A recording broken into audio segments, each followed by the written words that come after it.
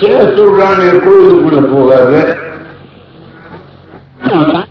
போகும், தண்டனை உனக்கு அபராதம், உனக்கு பிராய்ச்சித்தம், இப்படி எல்லாமே சொல்றான்.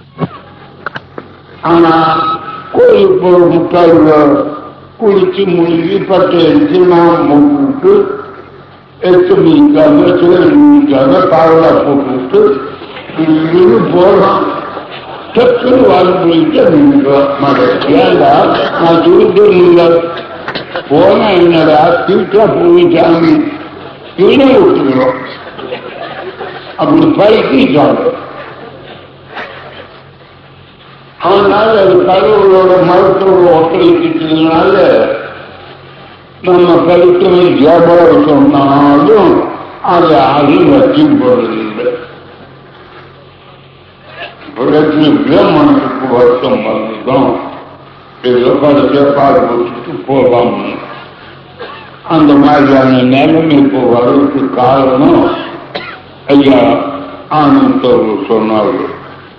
அந்த வெளியே நிற்கிறது அவரு மாறட்டும்னு நான் முயற்சி பண்ணேன். ஒரு 2000 பேர் வரைக்கும் கையெழுத்து போட்டு கொடுத்தாங்க. நான் உள்ள போறேன் வரேன் அப்படின்னு தேதி கொடுத்துட்டு நான் தேதி உள்ள போறதுன்னு நம்ம சர்க்கார் அதை மதிச்சு என்னது சட்டம் மேலாட்டில் பேர் இருக்கணும், சட்டமே பண்ணி போடலாம் அப்படின்னு எனக்கு சொல்லி அனுப்பிச்சார். ஐயா சொல்லு நானே உள்ள சட்டம் பண்ணிடுறேன் சரின்னு ஒத்துக்கிட்டேன். ஒத்துக்கிட்ட பிறகு அவர் சட்டம் பண்ணிட்டார். அது கோயிலுக்கு போகலாம், அந்த கல்வி கட்டா போதும். அதனால என்னாச்சு அவன் போக ஆரம்பிச்சா கும்பிடுறதுக்கு நாமெல்லாம் போக ஆரம்பிச்சு அப்ப ஆட்சேபிக்க மாட்டாங்க அப்படின்னு நினைச்சிட்டு நான் அதுக்கு ரொம்ப ஒத்துக்கிட்டேன். அவரும் சட்டம் பண்ணிட்டாரு. அது என்ன போச்சு, இருக்கிறதுக்கு மேல அவமானமான நிலைமை ஏற்பட்டு போச்சு. என்ன ஏற்பட்டு போச்சு, எவ்வளோ கோர்ட்டுக்கு போனோம், அவன் கட்சி நல்லா அழுந்த சாதிச்சிட்டோம். என்னன்னா ஆணவம் படிதான் நடந்து ஆகணும்னு நினைக்கிறோம். இவனுக்கு சாஸ்திரம் இப்படிதான் நடக்கணும்னு சொல்லல, என்னமோ சாக்கும் போக்கியா மாட்டு அப்படி சொல்லிட்டு இருந்தான். சாஸ்திரம் புராணம் சொல்றதுக்கு அவன் பயப்படுவான். இந்த கோர்ட்டுக்கு போன உடனே எல்லா சந்தையும் ஆகமம் இப்படிதான் நடக்கணும். அந்த ஆகமத்துப்படி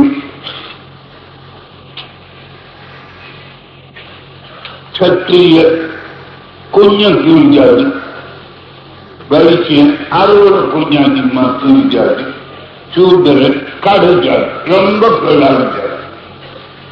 அப்படி ஒண்ணு சத்திரிய சூத்திரன் வரிசையில் அப்படின்னு எல்லாம் சொல்லிட்டோம். இப்பதான் அப்படி ஆயிடுச்சு. மற்ற பாப்பானவர்கள் சங்கராச்சாரியெல்லாம் கல்யாணத்தில் சத்திரியம் கிடையாது, சூத்திரமான்னு. அப்படி இருக்க இந்த ஜட்ஜி என்ன பண்ணா, சுப்ரீம் கோர்ட்டுக்கு வைசியம் தொட்டா அதுக்கு இவ்வளவு, சத்திரியம் தொட்டா அதுக்கு இவ்வளவு, சூத்திரம் தொட்டா அதுக்கு இவ்வளவு தண்டனை, நஷ்டம், அபராதம், பிராய்ச்சிக்கப்படுற காரணம், இதெல்லாம் அதிகமா பண்ணி இன்னைக்கு இப்ப அதிகமான கீழான ஜாதி தாக்கி எந்த விஷயத்தை வேணுனாலும் அவன் மனசில் வச்சான்னா மாத்தலாம். எப்படி மாத்தலாம், ஆர்வத்துக்கு விடுவோம். அது பண்ணி கொஞ்சம் நாளாச்சு, ஆர்வத்துக்கு ஒன்றும் கிடையாது. என்னைக்கு வேணும் இப்ப அந்த சட்டம் வந்துட்டு இதுக்கு மேல அப்பீல் இல்லை.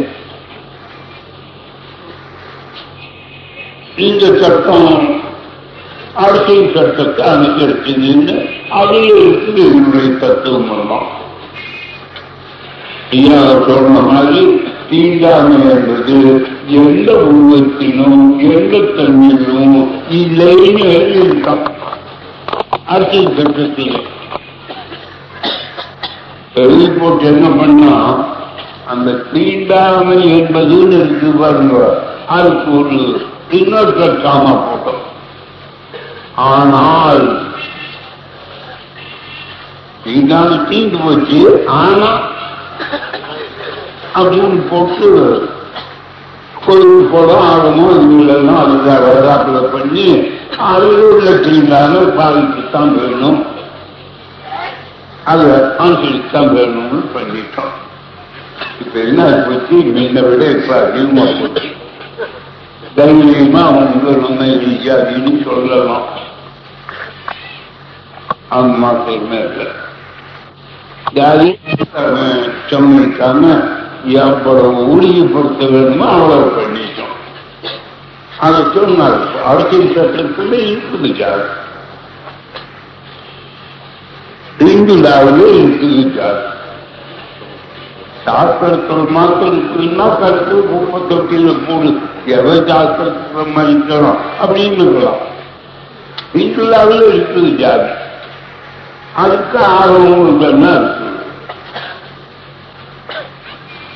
நான் சொல்றேன், ஒரு சமயம் இந்த கல்யாணம் எல்லாம் செல்லாதுன்னு நாளைக்கு ஒரு சட்டம் வந்தா வரலாம். இப்ப நாம பண்றோன்னு சிவமுடியாத திருமணம்னு இது செல்லாதுன்னு சொல்லலாம். ஏன் ஆர்வம்னா சொல்லும், ஆர்வப்படிதான் நடக்கணும். சட்டம் பண்ணியாச்சு எப்படி மாற்ற முடியுங்களா? சட்டத்தை தான் மாற்றிட்டாங்க, கோயிலுக்குள்ள போறோம்னு இதையும் நாளைக்காகவும் மாற்றோம். அந்த ஆய்வு வந்தால் அவனுக்கு உயிர் கொடுத்துட்டோம், அவன் இப்படியே நடந்தாகணும். இப்ப தோணாது மனுஷனுக்கு அவ்வளவு பெருசா இருக்கும், அவ்வளவெல்லாம் பண்ணுவான். பண்ணிட்டானே நேற்று.